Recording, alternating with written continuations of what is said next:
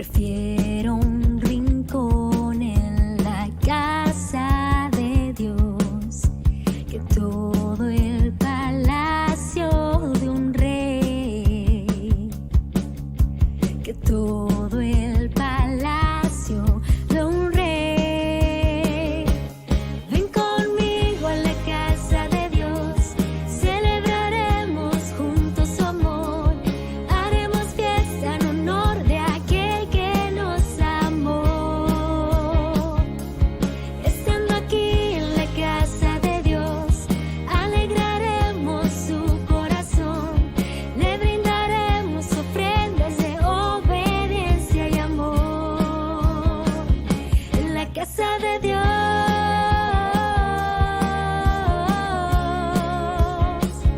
en la casa de Dios,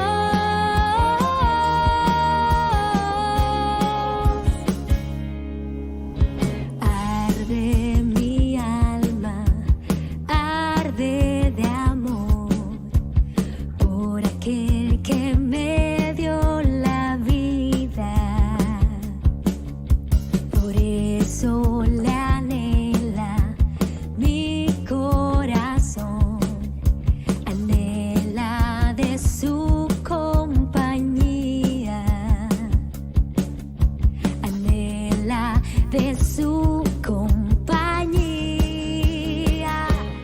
Ven conmigo a la casa de Dios, celebraremos juntos su amor, haremos fiesta en honor de aquel que nos amó. Estando aquí en la casa de Dios, alegraremos su corazón, le brindaremos ofrendas de obediencia y amor. En la casa de Dios.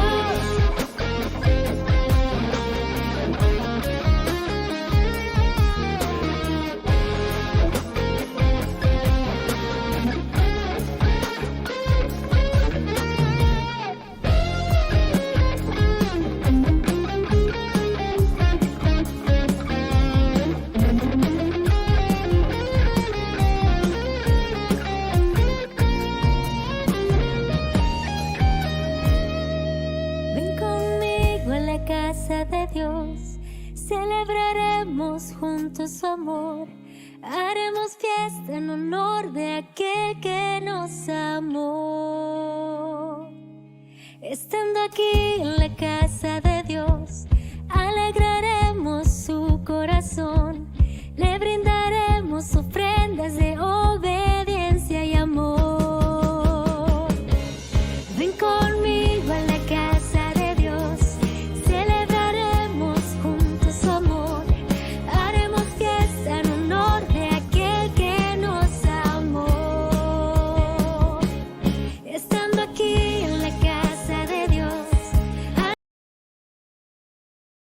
haremos su corazón, le brindaremos ofrendas de obediencia y amor. En la casa de Dios,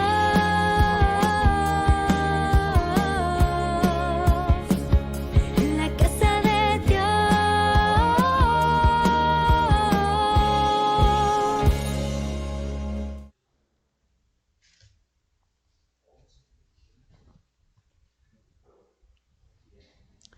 Dios les bendiga, hermanos, en esta mañana.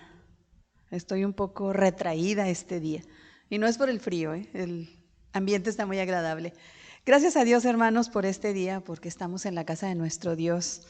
El Señor ha sido bueno, ha sido maravilloso con nosotros. Yo creo que usted opina lo mismo que yo. Así que démosle gracias a Dios en esta mañana y vamos, bueno, a iniciar este tiempo de devocional, pero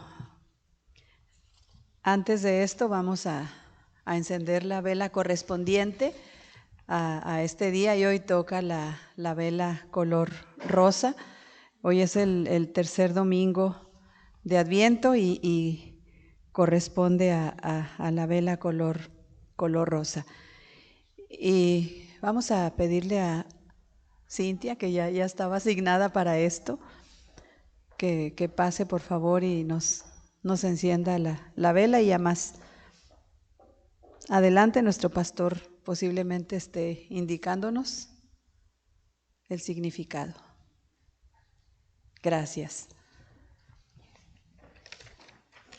Nuestra corona de Adviento, hermanos, hace un momento alguien preguntaba que qué significa Adviento. Pues el Adviento es el advenimiento de nuestro Señor Jesucristo. Nosotros estamos esperando la venida de nuestro Señor Jesucristo. Estamos esperando la segunda venida de nuestro Señor y Salvador. Pero mientras Él viene, nosotros tenemos la seguridad de que Él está cerca de nosotros, amados hermanos. Y debemos estar contentos, debemos estar gozosos, sabiendo que Él está siempre cerca de nosotros, que Él está aquí entre nosotros, que Él trajo las buenas nuevas y dice en su palabra, dice que Él llevó las buenas nuevas de salvación a los pobres. Y conocemos la palabra de Dios, ¿verdad? Dice los profetas del Antiguo Testamento y pues la misma ley, ¿verdad? Lo mencionaron. Ellos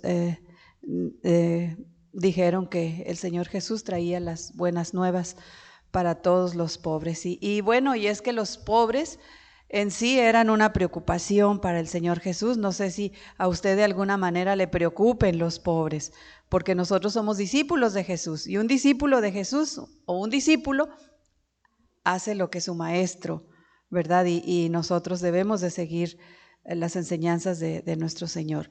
Así que si nosotros somos sus discípulos, ¿en qué medida nosotros estamos alcanzando a los pobres, así como lo hizo el Señor Jesús? ¿Cuántos pobres hay todavía entre nosotros, verdad? Así que pidámosle a nuestro Dios en esta celebración que nos haga conscientes de esto, que nos haga conscientes de la pobreza que nos rodea y que nos haga signos vivientes de su presencia, que es bondadosa para todos los pobres.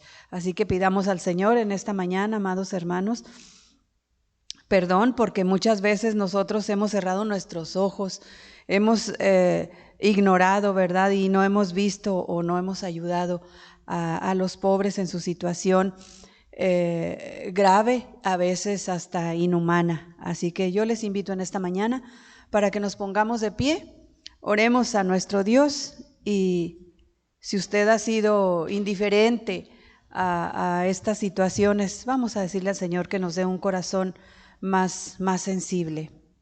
Oremos. Bendito Señor, queremos agradecerte en esta mañana, Padre, pero sobre todo, Señor, reconocer todo lo que tú hiciste, Padre Santo. Tú diste vida a los ciegos. Haz que nosotros veamos también esa miseria y la aflicción de los pobres. Tú hiciste que los sordos oyeran. Abre también nuestros oídos a los gritos y a los clamores de los débiles, Padre. Tú hiciste andar a los cojos. Haz que nosotros sepamos animar a los que están paralizados por sus miedos, por sus fracasos. Perdona nuestras faltas, Señor, y haznos más semejantes a ti en el amor a los pobres, y llévanos a la vida eterna, Señor. Tú quieres venir, Padre, y estar cerca de nosotros por medio de tu Hijo Jesucristo, que se perciba de modo palpable y visible que tú vives entre nosotros. Vive entre nosotros, Señor, que podamos reconocer de este modo que tu Hijo Jesucristo ha de venir, y así, Señor, nosotros podamos recibirle con gran alegría. Te lo pedimos en el nombre de nuestro Señor y Salvador Jesucristo. Amén y amén. Vamos a abrir nuestra Biblia, hermanos, de esta manera, en el libro de Santiago, capítulo 5.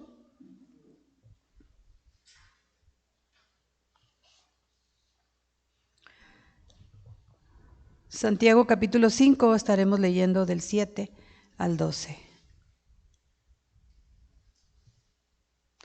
Y nos habla este pasaje precisamente sobre la paciencia, ¿verdad? Que debemos de tener en la espera de nuestro Señor. Santiago capítulo 5, vamos a hacer la lectura alternada. Dice la palabra de Dios, Santiago 5, versículos del 7 al 12. Dice la palabra de Dios: Por tanto, hermanos, tened paciencia hasta la venida del Señor. Mirad cómo el labrador espera el precioso fruto de la tierra, aguardando con paciencia hasta que reciba la lluvia temprana y la tardía.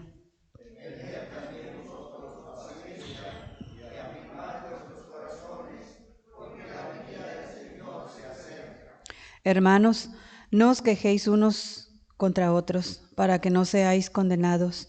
He aquí, el juez está delante de la puerta.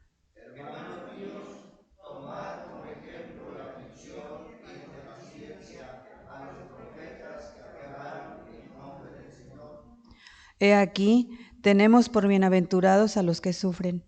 Habéis oído de la paciencia de Job y habéis visto el fin del Señor, que el Señor es muy misericordioso y compasivo. Todos, pero sobre todo, hermanos míos, no juréis ni por el cielo, ni por la tierra, ni por ningún otro juramento, sino que vuestro sí sea sí y vuestro no sea no, para que no caigáis en condenación. Amén. Pueden sentarse, hermanos.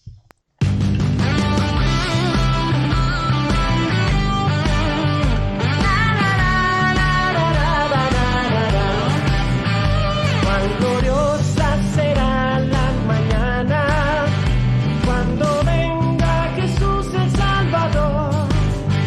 Las naciones unidas como hermanas, bienvenida daremos al Señor. No habrá necesidad de la luz del resplandor, ni el sol dará su luz, ni tampoco su calor. Hay llanto, no habrá ni tristeza ni dolor, porque entonces Jesús, el Rey del cielo, para siempre será el consolador. Esperamos la mañana gloriosa para dar la bienvenida al Dios de amor, donde todo será color de rosa en la santa fragancia del Señor. No habrá necesidad de la luz del resplandor, ni el sol dará su luz, ni tampoco su calor. Ahí llanto no habrá, ni tristeza ni dolor, porque entonces Jesús, el Rey del cielo, para siempre será el consolador. El cristiano fiel y verdadero, y también el obrero de valor, y la iglesia esposa del Cordero, estarán en los brazos del Señor. No habrá necesidad de la luz del resplandor, ni el sol dará su luz, ni tampoco su calor. Ahí llanto no habrá, ni tristeza ni dolor, porque entonces Jesús, el Rey del cielo, para siempre será el consolador.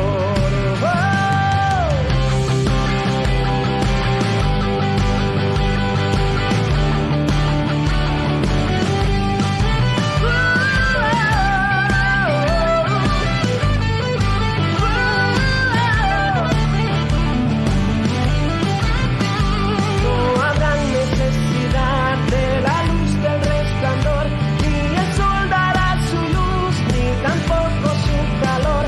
Ahí llanto no habrá, ni tristeza ni dolor, porque entonces Jesús, el Rey del cielo, para siempre será el consolador. Amén. Gloria a Dios. Gloria a Dios, gloria a Dios, hermanos. Dios les bendiga esta mañana. ¿Estamos contentos, hermanos? Qué bueno, gracias a Dios. Sean todos bienvenidos. Ya están con nosotros nuestros hermanos Cutiño, nuestros hermanos Ernesto y Amanda, que el domingo hacían falta en esas bancas, pero ya están con nosotros.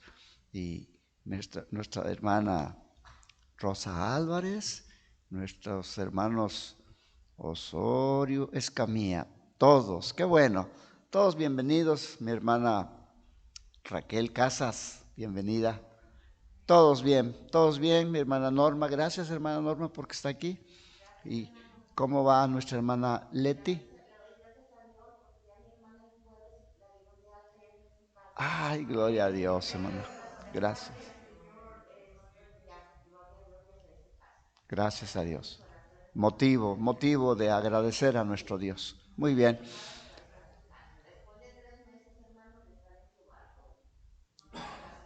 Gracias. Gracias, Dios. Muy bien, hermanos. Bueno, vamos a tener una lectura aquí en el Evangelio de San Mateo, capítulo 11. Capítulo 11 de San Mateo. Va a ser alternada la lectura. Nuestro hermano Alejandro Salinas, ¿qué novedades con nuestra hermana Luz Piña? ¿Todo bien? Todo bien, hermano. Va progresando también con su operación. Sí. Qué bueno, hermano, gracias. Mi hermana Victoria. Está bien. Correcto, gracias. Capítulo 11 de Mateo, hermanos, vamos a leer de los versos del 12 al 21. ¿Así es, hermana Osito? Del 2 al 11, perdón. Capítulo 11, del 2 al 11. Del 1. Muy bien. Empezamos en el verso 1 y terminamos en el verso 11 del capítulo 11. Muy bien, hermanos. Dice la palabra de nuestro Señor. Cuando Jesús terminó de dar instrucciones a sus 12 discípulos, se fue de allí a enseñar y a predicar en las ciudades de ellos.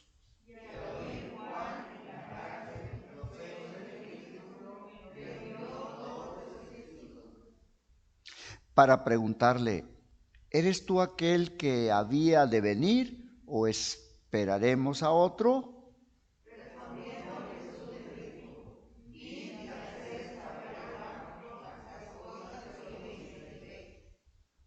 Los ciegos ven, los cojos andan, los leprosos son limpiados, los sordos oyen, los muertos son resucitados y a los pobres es anunciado el Evangelio.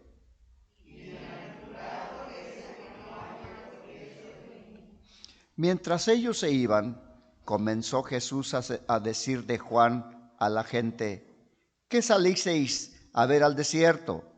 ¿Una caña sacudida por el viento?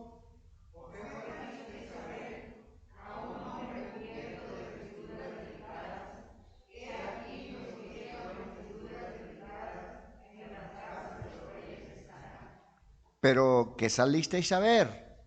¿A un profeta? Sí, os digo, y más que profeta.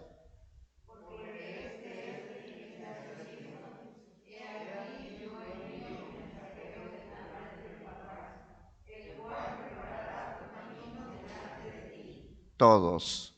De cierto os digo, entre que los que nacen de mujer no se ha levantado otro mayor que Juan el Bautista, porque es pequeño del reino de los cielos, mayor es que él.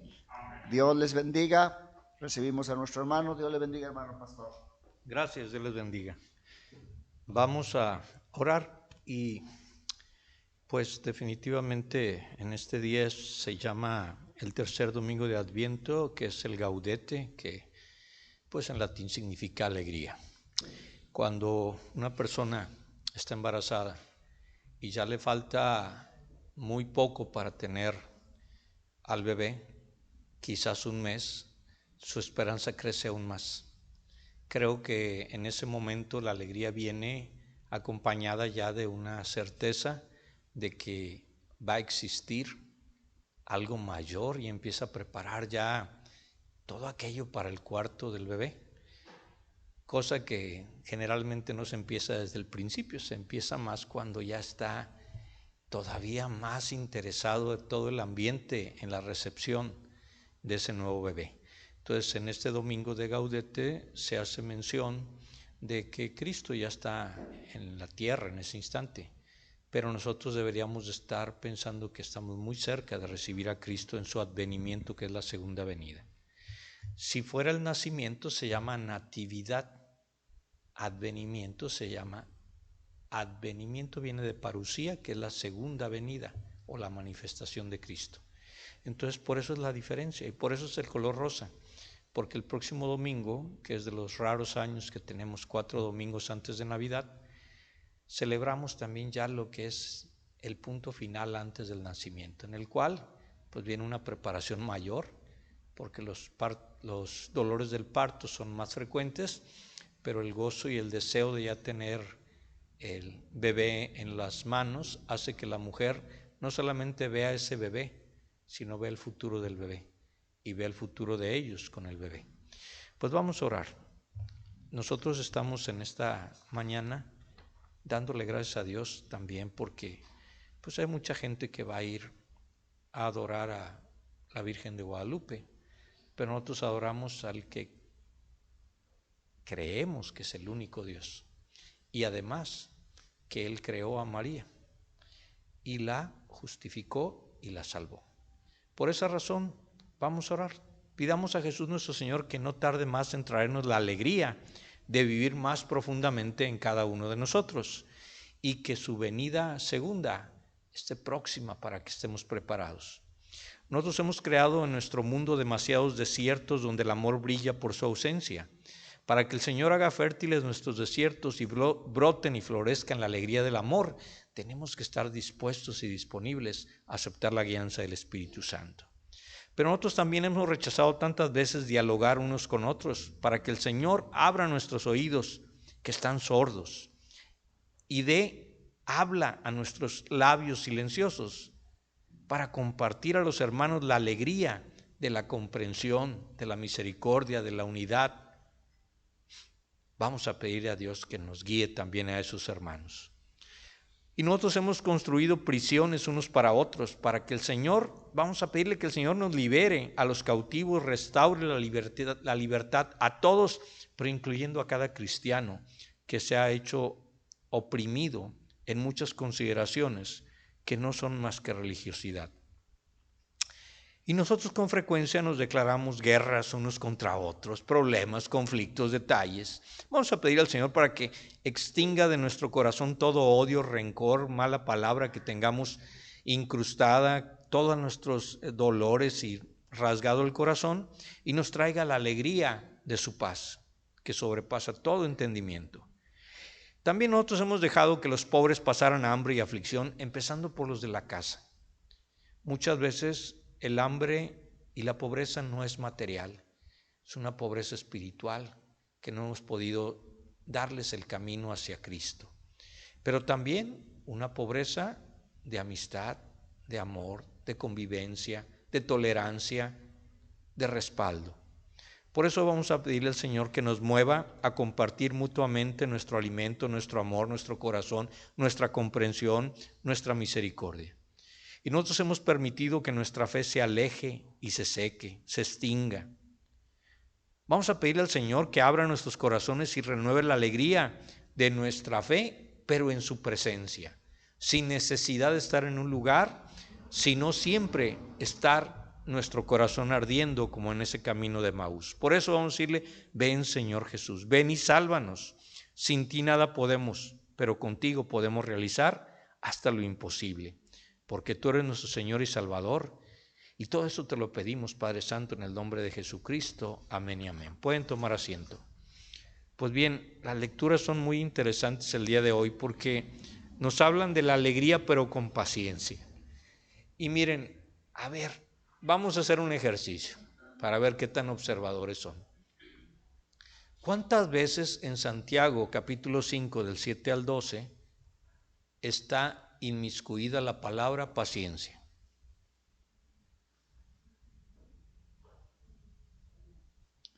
Y vean por qué lo digo. ¿Cuántas veces lo menciona?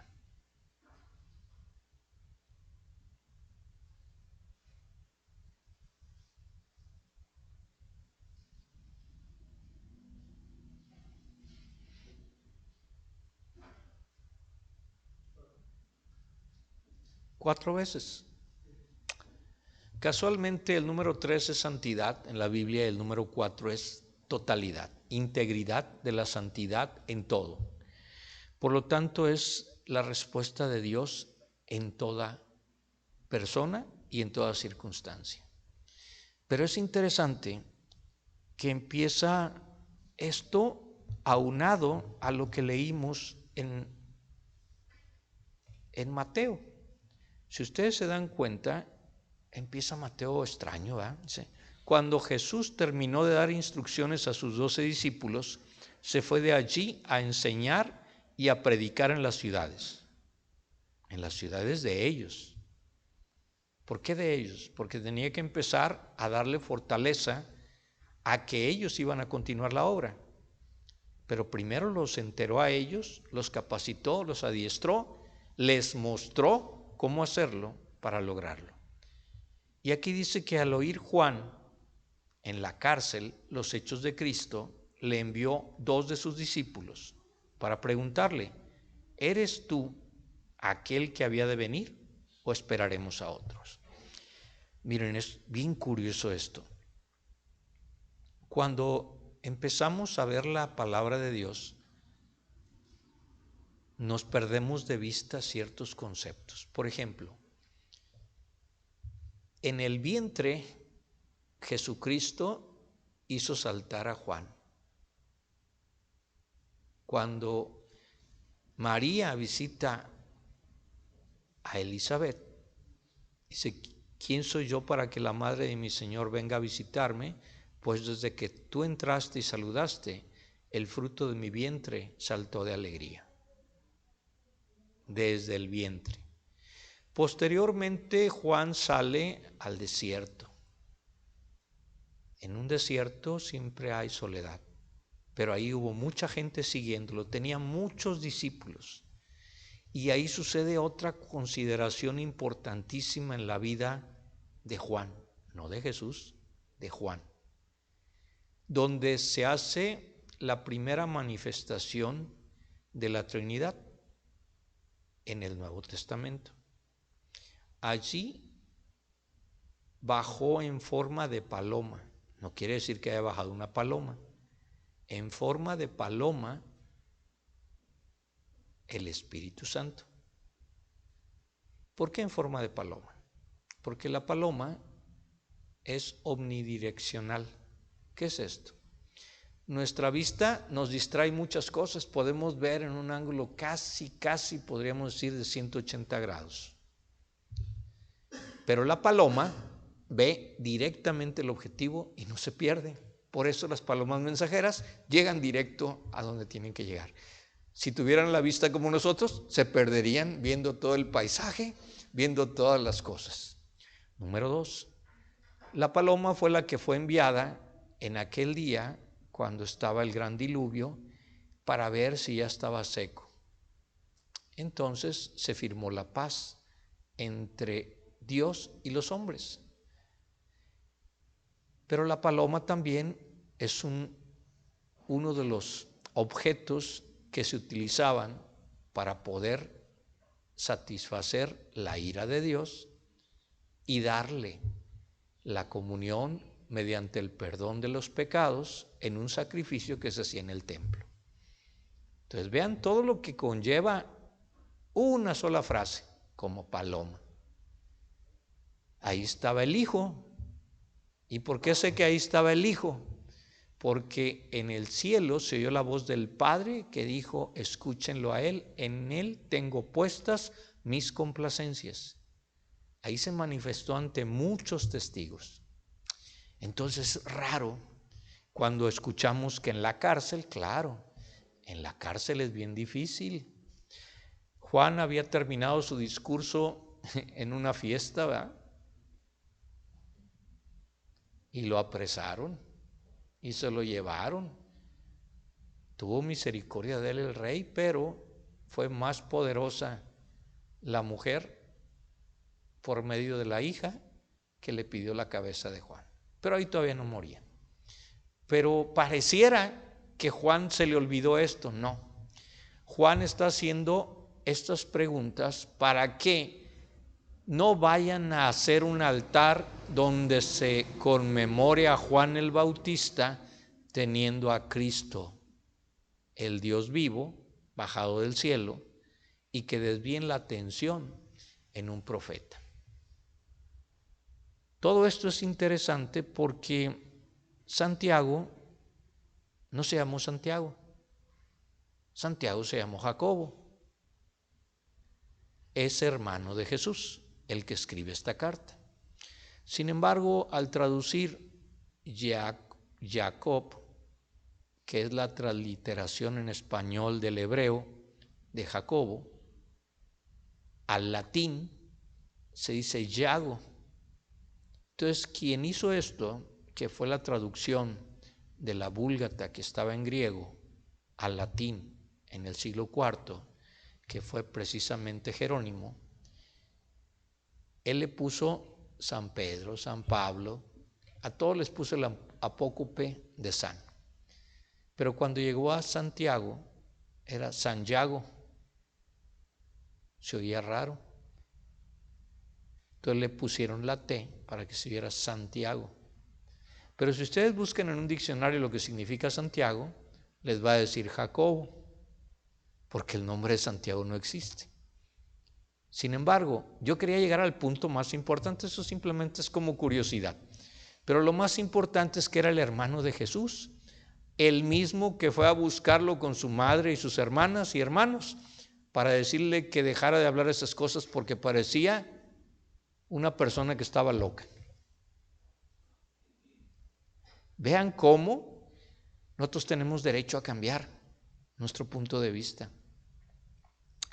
Y Santiago hace una rememoranza de Job, porque nos habla de la paciencia 4 veces, pero es una paciencia activa. Ser pacientes.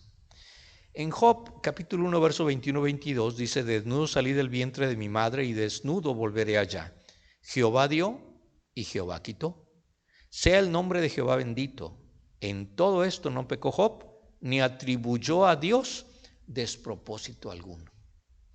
Hay veces nosotros no perdemos la paciencia, sino perdemos la conciencia, porque le echamos la culpa a Dios. No directa, pero se le echamos. Señor, ¿pero por qué me dejaste solo? Le estamos echando la culpa de lo que nos ocurrió. Creo que pasó la pandemia y ya no le damos gracias a Dios porque no nos enfermamos. Pero la pandemia continúa. En esta semana subió de 50, luego 100, 230, y ya vamos casi en 500 que se están contagiando. Y las muertes también han ido en ascenso. Y ya tenemos, porque somos únicos e irrepetibles los mexicanos, ya tenemos nuestro propio virus de la pandemia. El Omicron, pero ya puesto con el cholostincle del perro. Pero ya no le damos gracias a Dios porque no nos enfermamos. Ya nos pasó, ya se nos olvidó. Segundo caso, antes de la pandemia todo el mundo daba testimonios de que la inseguridad estaba tan grave que le dábamos gracias a Dios que porque nos salvó, que nos desvió de una calle, que no nos han asaltado, que no nos han levantado. Ya pasó todo eso, las cosas siguen igual, pero nosotros ya no le agradecemos a Dios, ya se nos olvidó, a menos que nos pase algo tan directo que no lo recuerde. Muy bien, entonces, viendo lo que está ocurriendo en la cárcel, hay 2 teorías, pero yo pienso más en la teoría de Dios. Algunos han dicho que a Juan se le olvidó, por lo que escuchaba de Jesús, quién era Jesús. Voy a explicar por qué. Porque Juan viene de estar diciendo que arrepiéntanse porque el reino de los cielos se ha acercado. No soy digno, no me sigan a mí. El que viene tras de mí, este los bautizará. Pero él era muy duro, ¿verdad? El que le decía a los soldados: sé justo, y si has robado, devuélvelo. Si has maltratado, restáuralo, etcétera, etcétera. Entonces hay corrientes que han dicho en teología que Juan se le había olvidado, por lo que había escuchado de Jesús, que la paciencia nos lleva a que Dios actúe. Por ejemplo, ¿cuál era la manera de pensar del pueblo de Israel para el Mesías? Pero eso pasó hace casi 2000 años. ¿Cuál es la manera de pensar de la iglesia para cuando venga Cristo? Más que olvidarse, lo han desfigurado. El pueblo de Israel esperaba un Mesías que llegara y quitara a todos los opresores, que salvara al pueblo de Israel y que lo pusiera al frente de todo, que fueran millonarios, que fueran sanos, prósperos, y de eso ya hay muchas iglesias actuales que dicen lo mismo. El pueblo de Dios hoy está esperando la segunda venida dependiendo cómo viva. Por ejemplo, hay personas que en la enfermedad que dice que venga Cristo ya, en la pobreza que venga Cristo ya, en las deudas morales que venga Cristo ya, en la cárcel pues que venga Cristo ya. Pero hay un problema. A nosotros nos dejó una gran comisión. ¿Lo hemos realizado? Porque si no lo hemos realizado, todavía hay oportunidad de no llegar con las manos vacías cuando nos toque que Cristo venga o que nosotros tengamos ese encuentro. Por eso lo he repetido. Es más importante, mucho más importante, el encuentro con Cristo que la revelación.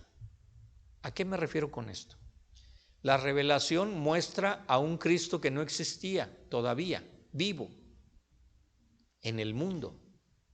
El encuentro con Cristo nos muestra a un Dios vivo. Y el encuentro con Cristo resucitado nos da a conocer un Dios poderoso, independientemente de que lo que estés viviendo tú. ¿A qué nos lleva esto? A que hay gente que se pasa la vida leyendo la Biblia queriendo una revelación. No, ya todo está revelado.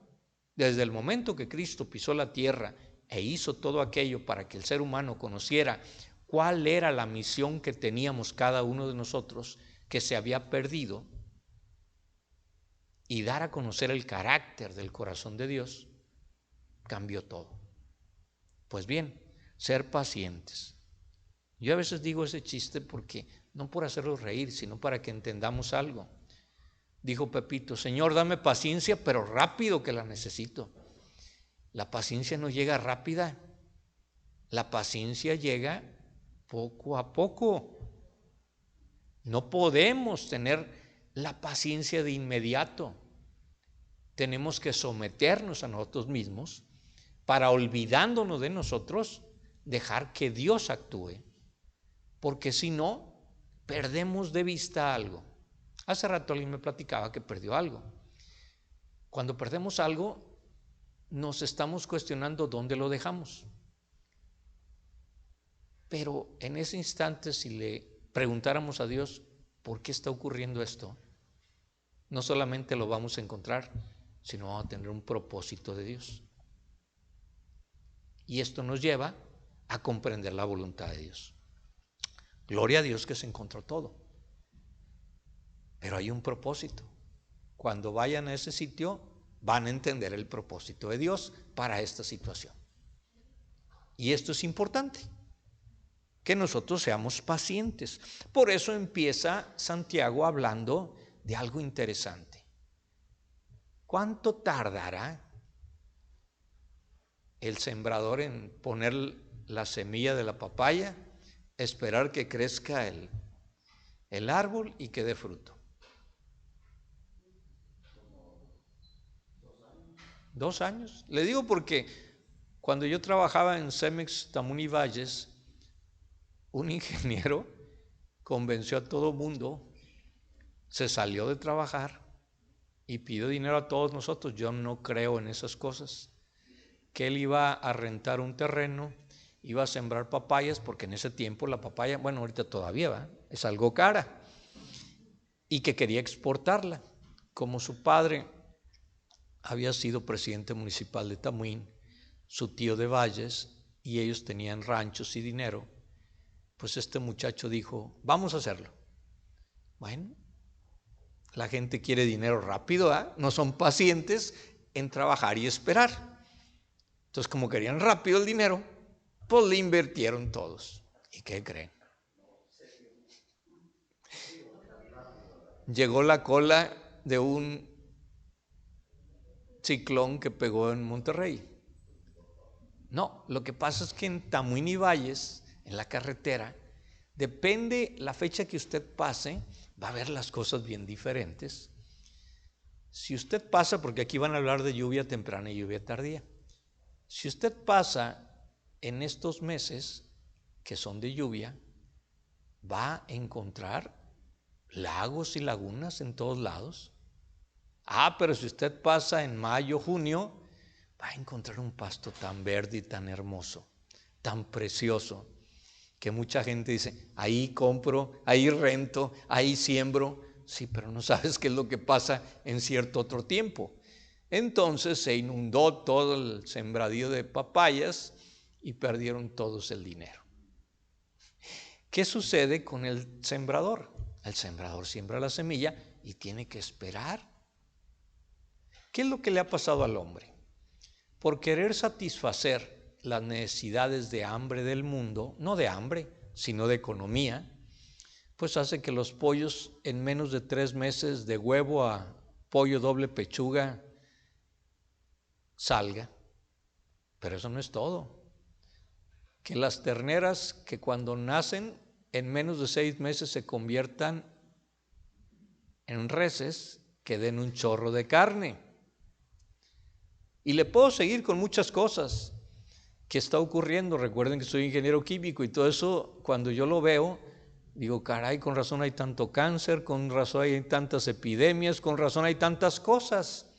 Pero como a nosotros nos gusta lo grandote y que esté barato, pues compramos un tomatote, compramos un pollote, cuando esas cosas son cuestiones transgénicas.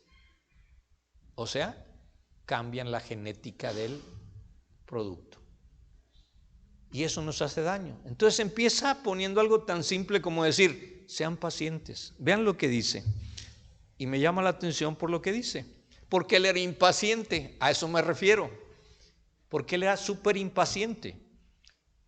Dice, por tanto, hermanos, tened paciencia hasta la venida del Señor. Porque repito, hay gente que dice, pues dice que viene, ya que venga. Ha habido gente tan loca que venden todo lo que tienen y se van a un búnker porque ya viene Cristo. Otros se suicidaron que porque ya había venido Cristo y que no se los había llevado. Y vemos cada locura en el mundo por no tener esa paciencia. Mirad cómo el labrador espera el precioso fruto de la tierra, aguardando con paciencia hasta que reciba la lluvia temprana y la tardía. Hay gente que le ha querido dar a notar esto. Por ejemplo, en mi caso yo fui una vocación tardía en el catolicismo, porque yo entro a una edad adulta ya siendo ingeniero, ya habiendo trabajado, ya teniendo una vida, cuando en el seminario católico entran desde secundaria para formarles el carácter. Entonces aquí ha habido gente que ha hablado de la primera obra de gracia y la segunda obra de gracia. Puede hacerse. La primera obra de gracia es cuando recibimos la salvación. Y la segunda obra de gracia, de acuerdo a nuestra doctrina wesleyana arminiana, que es la nazarena, es cuando nos bautiza el Espíritu Santo. Y ahora no solamente dejamos de pecar, sino que odiamos el pecado. El que fumaba, no basta con dejar de fumar. Hay mucha gente que deja de fumar y no por eso significa que sea cristiano. Hay mucha gente que deja de tomar o deja de drogarse y no por eso se es cristiano. Ahí viene la segunda obra de gracia. Cuando la persona no solamente deja de fumar, sino cuando se aparece alguien que está fumando, ¿qué es lo primero que pasa? Le da hasta asco, no lo soporta. El que bebía mucho, el que tomaba mucho, cuando le dan simplemente agua mineral con coca, no lo soporta por el sabor que tenía esa Cuba libre, que no tiene nada de libre la Cuba, y que finalmente el Bacardí es el peor de todos los vinos que existen en todo el mundo. Se tarda mucho tiempo en destilar dentro de la sangre, químicamente ha ocurrido. y trae problemas muy graves de enfermedades al hígado, al páncreas, al vaso y a las neuronas. Perdón, no es de caña, lo que pasa es que está alterado para poder lograr darle cierto sabor. El vino, pues digo, y estamos tan locos en el mundo que ahora la coca ya sabe a café, sabe a chocolate, sabe a todo, ¿verdad? Al rato el vino va a saber a carne, va a saber a pizza. Ya ven que dicen que 1 litro de tequila le alimenta más que 1 kilo de carne, dicen los borrachos. Pues yo no lo veo, todavía no lo veo eso, pero en fin. El detalle es que al final del tiempo vemos aquí en esta carta que la lluvia temprana es cuando empieza todo, que es septiembre, octubre, y la lluvia tardía es las últimas lluvias que están entre marzo, abril y mayo. Entonces tiene que esperar la lluvia primera porque ahí está la semilla. Pero tiene que esperar la lluvia tardía porque ahí todavía puede perder la cosecha. Vean lo importante de estar conectado a Dios, porque el labrador depende de Dios, no de la madre naturaleza, porque ya dicen que la madre naturaleza no tiene palabra. Bueno, Dios sí tiene palabra y es Cristo Jesús. Pero nosotros entendemos que en este caso particular, ser pacientes, debemos de estar aguardando, esperando, deseando y anhelando lo que estamos trabajando, pero que Dios pone el 99% y nosotros ponemos el 1%. Pero nos debemos cansar el 99% para lograr ese 1%, porque lo que hace Dios es increíble y lo que hacemos nosotros es muy poco. Por lo tanto, primero dice ser pacientes. ¿A quién le gusta ir al Seguro Social a ser paciente? A nadie, ¿verdad? Bueno, es que tienen mucha fe. Imagínense, lo van a operar, es urgente y le dicen, le doy la cita dentro de 6 meses. Tienen más fe que un cristiano. Va a durar 6 meses, que lo haga vivo Dios. Pero sin embargo, el problema es que ser paciente es tener controladas nuestras emociones, nuestros sentimientos. Ser paciente es no estar angustiados, no estar presurosos. ¿Saben quiénes son bien pacientes? ¿No se imaginan? No, las mamás. Porque las mamás esperan algo del hijo, aunque vean que el hijo está saliendo de lo peor. Pero ellas esperan, son pacientes, son tranquilas. Pero resulta ser que hay veces, ser paciente también es ser activo. Soy paciente, pero le ayudo para que sea mejor. El labrador es paciente, pero ¿qué tiene que hacer un labrador? Pues tiene que ir a cuidar ¿qué? Que las plagas no lleguen, que el surco esté bien hecho, que los animales, los pájaros no lleguen, el deshiervado, todo lo que hay que hacer. No es simplemente tirar la semilla. Aquí es nuestro problema. Ya fui y le hablé de Dios. ¿Y luego? No, pues no quiso venir. Pues acabo de decir, usted vaya y dígale a alguien, tienes que ir al Seguro Social. Así, no hombre, acompáñelo y llévelo. Y aguante con él ahí todo lo que hay que aguantar en lo que va a pasar. Hace algunos años se pone enfermo el hermano Aarón Catalán, padre, y estaba yo en la casa de Berta, la pastora Catalán, y estaba orando a las 5:30 y me mete y me dice, acompáñeme, y veo al hermano Aarón muy enfermo. Oro ahí, le digo, levántese, lo voy a llevar al seguro. No, yo me quiero quedar, lo voy a llevar al seguro, no le estoy preguntando. Y lo subimos al coche, Berta se fue con él atrás, llegamos aquí a la clínica que está por Chedraui, me estacioné, cuando llego ahí a urgencias me dicen, lo van a internar, hermano, trae un infarto agudo. Y el doctor, con su gran sensibilidad que tienen los doctores, Dice, para la próxima ya déjenlo dormir, ahí se va a quedar. Fíjense nada más, con gran sensibilidad. Qué bueno que lo trajeron, pero para la próxima ya su corazón no aguanta, déjenlo. Estuvo una semana en la bandera, vino toda su familia y todavía aguantó 1 año y feria más.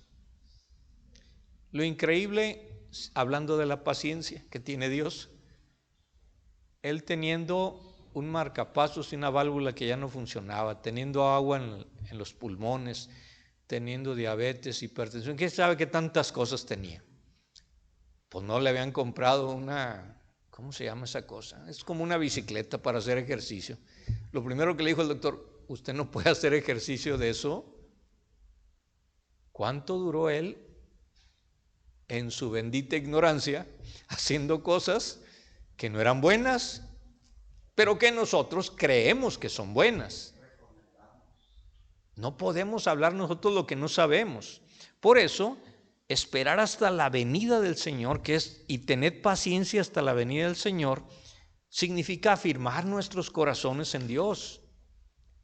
Porque muchos, ¿qué van a hacer? No, pues voy a poner el testamento a nombre de no sé quién. No, pues voy a regalar todo. Miren, hay cosas fabulosas que nos regala Dios para que tengamos forma de poderlo transmitir.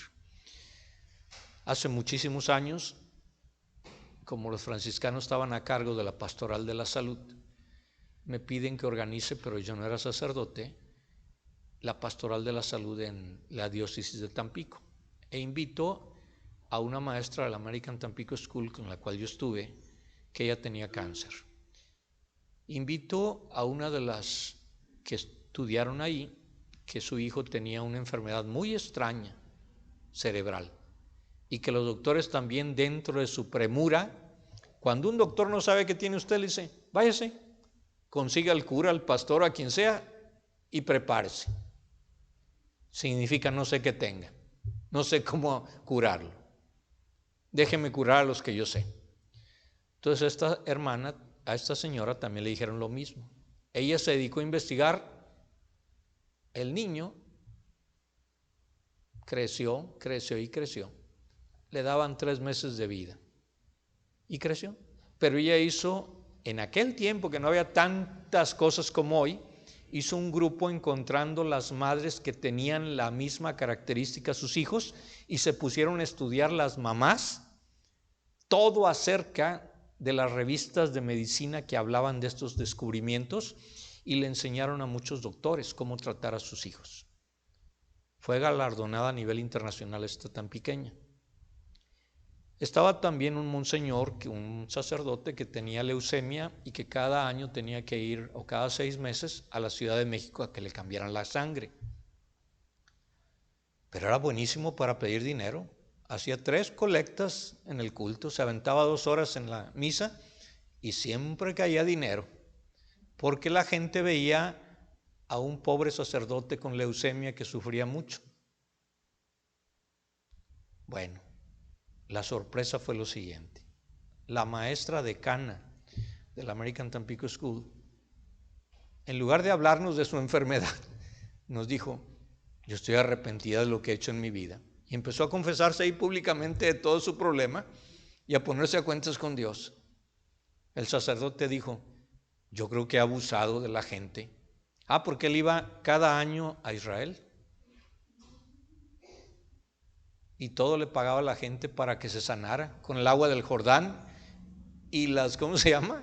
Y la arena del desierto donde Cristo pisó. Y entonces yo me quedé pensando, porque invitamos a todos los doctores y enfermeras para que se sensibilizaran que no están tratando un cuerpo, están tratando un alma, que Dios ha muerto por esa persona. Porque lo mismo pasa aquí. Se enferma alguien, está a punto de morir. ¿Y qué es lo que hacen ustedes?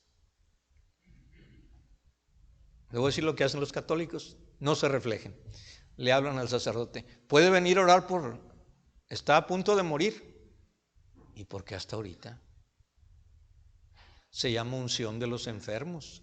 Dice Santiago, enseguida, en este capítulo, en el versículo 3 en adelante, si alguno está alegre, cante alabanza. Si alguno está afligido, haga oración. Y si alguno está triste, y si alguno está enfermo, llame a los presbíteros para que los unjan con aceite, y la oración de fe salvará al enfermo y le perdonará los pecados. Muy bien. Y yo pregunto, ¿y mientras va el pastor y se muere la persona? ¿Qué van a decir ustedes? ¿Se nos fue? No, no se nos fue. Usted puede orar ahí por él. Usted puede darle el plan de salvación. Usted puede pedirle sanidad a Dios. Usted puede decirle, oremos para que te arrepientas. ¿Qué necesidad hay de? No, es que llegó tarde, pastor. O sea, culpamos al pastor, culpan al sacerdote, culpan a todo mundo. En el hospital, cada rato me hablaban, oiga, aquí está un bebé que va a morir, venga y bautícelo. Y luego usted no puede. O sea, en el católico sí se puede, pero yo quería dar a entender esto para que entiendan que la paciencia nos lleva a estar activos, no a sentarnos. El peor defecto de la generación Z, y no lo digo yo, lo están diciendo los sociólogos, son varios factores. El primero de ellos, que en la paciencia que tienen los papás actuales, no quieren que su hijo batalle. Por lo tanto, los muchachos le llaman la generación de cristal, se quiebran muy rápido. Pero aparte de eso, no tienen confianza en sí mismos ni en los demás. Y peor aún, son personas que se distraen muy rápido, que no quieren comprometerse a algo a largo plazo, pero tienen cosas fabulosas que no tienen los millennials ni los anteriores. Se ha demostrado que los adolescentes americanos, solo el 2% está en el alcohol. No creen en el alcohol. No tienen necesidad de tomar para tener una relación. Son más abiertos para poder decir lo que quieren y lo que sienten. Quizás en sus formas. ¿Pero por qué hablo de esto? Porque desgraciadamente la paciencia no significa darle todo a la persona, sino ayudarle a que consiga lo que necesita y darle y colaborar con él o con ella, pero no darle todo. Es la gran diferencia. Y me dirá alguien, pues lo mismo hizo mi papá y mi mamá, y yo soy millennial, o yo soy baby boomer, o lo que ustedes quieran. Pero hay un gran defecto, que no era el mundo como antes. Antes, para que tengan una idea, todo el mundo tenía un mentor, un amigo, un confidente. Hoy, ¿quién es el confidente, el amigo y el mentor? No, las redes sociales, no el celular. Porque lo que diga la red social es lo que el joven se va a sentir desesperado. ¿Cómo se entera? Los amigos dicen lo que están hablando de él. Aquí las redes sociales lo llevan a que la persona esté tan desesperada por no pasar una vergüenza que lo lleva a cometer errores. Si usted y yo hubiéramos vivido en esta época, ¿cuántas veces no nos hubieran exhibido en el internet? Muchísimas. Pero como no hubo testigos más que la familia, pues quedó en familia con Chabelo y ya no hubo problema. Nosotros necesitamos entender que también hay que controlar las frustraciones, por eso quise hablar de este tema. Las frustraciones hacen que la persona, sobre todo la generación Z, ¿qué le ocurre? Es más violenta. ¿Por qué lo digo? Porque a usted le daban un juguete y ¿qué hacía con el juguete? Lo cuidaba, porque si no le daban una, por arriba y por debajo. La generación Z, ¿qué hace? Lo abre para saber qué tiene, lo abre para conocerlo. No se queda con la satisfacción simplemente de decir, no te preocupes, cuando crezcas entenderás. Chirrión, ¿por qué? Si ya puedo entender. y busca la solución. Le habla a su mentor, el Google, y ya va a entender qué dice ahí. El problema es que mucho de lo que dice ahí lleva a frustración, porque es mentira. Cualquier persona puede poner lo que quiera ahí. Cualquier persona puede mentir ahí. Pero como tiene muchos seguidores, pues a lo mejor es cierto. Hay una fábula del flautista de Hamelin. ¿Cuántos ratones no siguieron ese flautista? Y no quiere decir que el flautista les iba a dar de bendición. Entonces hay veces nosotros seguimos a alguien que nos lleva a perdición. Y lleva también, aparte de controlar, perseverar hasta el fin. Que eso es lo que trae en esta carta Santiago que nos dice. Y para concluir, ¿qué estamos viendo nosotros con Juan el Bautista? Que Juan el Bautista estaba preso, estaba a punto de morir, porque la sentencia ya estaba. Y él sabía que no iba a pasar de la cárcel. Entonces él quería que tuvieran fe, confianza en Cristo como el Mesías, pero no en el Mesías que ellos esperaban, sino en un Mesías que era paciente y misericordioso como lo es Dios. Ese es nuestro concepto de esta semana, que la alegría nos debe llevar a la paciencia, a la espera activa y a la confianza en Dios. Por lo tanto, unas preguntas que nos llevaremos de todo este caso. ¿Cómo inició el relato bíblico? Pues diciendo que ya se les olvidó. O sea, que ya viene Cristo, que estemos pacientes. Pero en el Evangelio, ¿cómo empezó esto?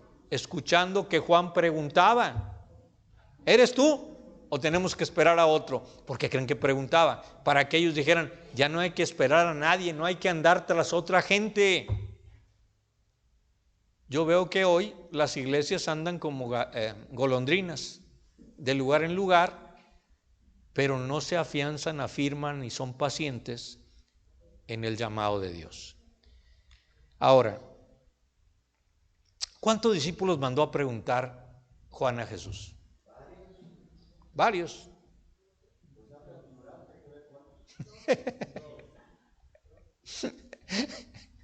El hermano habló en lo general, varios, sí, puede ser 2, 3, 4, 5. Fueron nada más 2. Acuérdense que envió de 2 en 2 posteriormente Jesús a que predicaran, porque el tercero es Dios el que nos debe llevar. ¿Cómo es la pareja? La pareja cuando se casa son 3 y no es el bebé. Es Dios el que tiene que estar en medio, porque Él es el que va a dar la solución a los problemas. Luego, ¿qué pidió Jesús que respondieran a Juan? Esto es importantísimo. Que vieran, no, que les dijeran lo que habían visto. Que fueran testigos de que lo que preguntaba Juan, ellos ya lo sabían, porque había hecho cosas que jamás se habían hecho. Y el Evangelio de Juan, no no el Bautista, sino de Juan el apóstol, resulta que empieza ¿cómo? Pero luego ¿qué dice? Ok, ¿y la primera carta de Juan cómo empieza? Lo que hemos visto, oído, palpado, testificado, de eso hablamos. Entonces, ¿Jesucristo qué les pudo haber dicho? Claro que soy el Mesías, claro que soy Dios. Díganle a Juan que no bajó el Espíritu Santo y no habló el Padre diciendo esto. Pudo haberles dicho, ¿verdad? Por eso, por favor, cuando los insulten, digan como decían en la tele, me estás diciendo un eulogio, ¿verdad? ¿Por qué? Porque lo primero que respondemos que es lo que yo soy. No, yo no soy nada sin Cristo. Deje que Cristo le dé la respuesta a él. ¿Qué piensas tú de mí? ¿Qué crees tú de mí? ¿Qué lo que hago crees que es de Dios o no es de Dios? Nada más. Que sean ellos los que respondan. Luego, ¿qué dice Jesús de Juan como profeta? Que es el mayor. Y ahí viene la desinflada.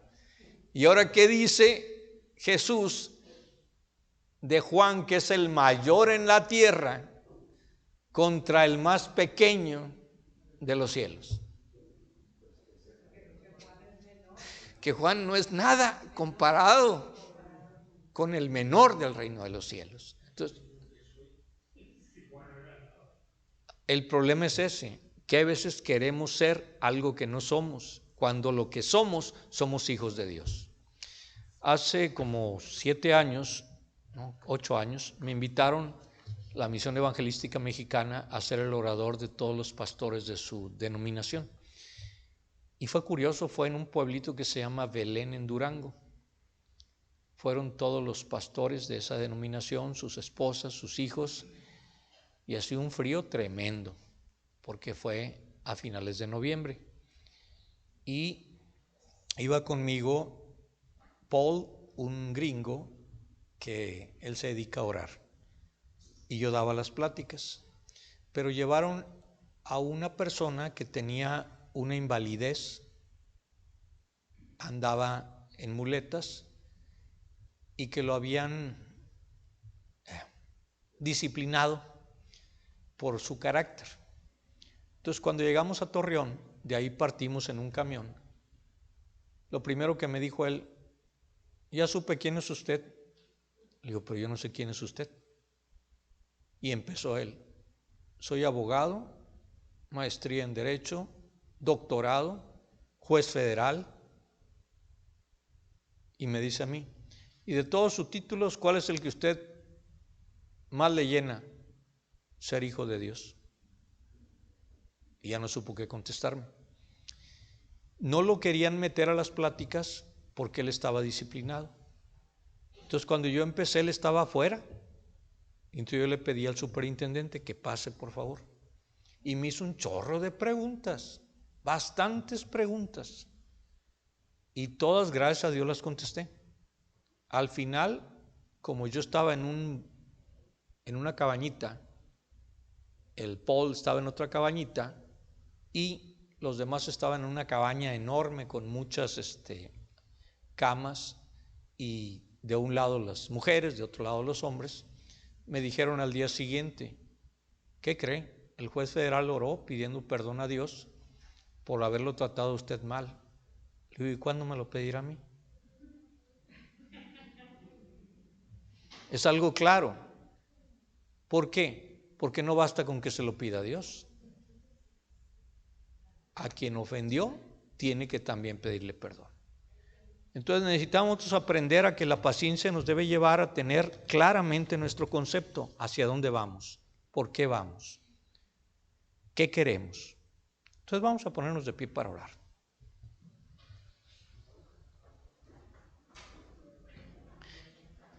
Y ojalá en esta semana seamos pacientes, pero en la espera de la venida de Dios.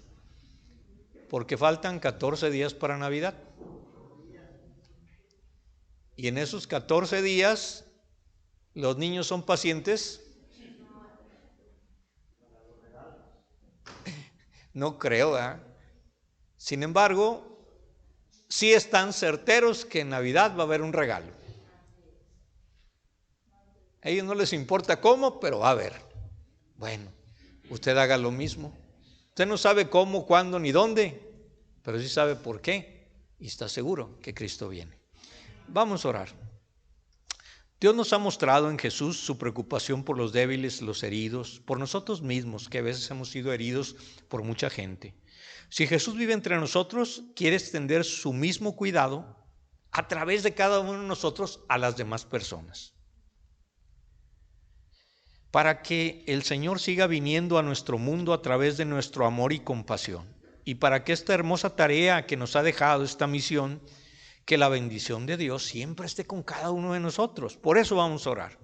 Oh Dios y Padre nuestro, tú nos has confiado a nosotros, tu pueblo, la misión de Jesús, tu Hijo, Ayúdanos a fortalecer a los cansados, a dar esperanza a los desalentados, a estar cerca de los pobres y débiles y a levantarlos con la amabilidad de Jesús a los que se sientan derrotados en la cuesta de la vida.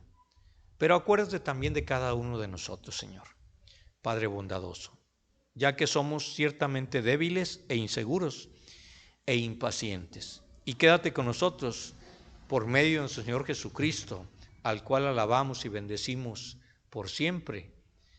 En el nombre de Jesús, amén y amén. Pueden tomar asiento.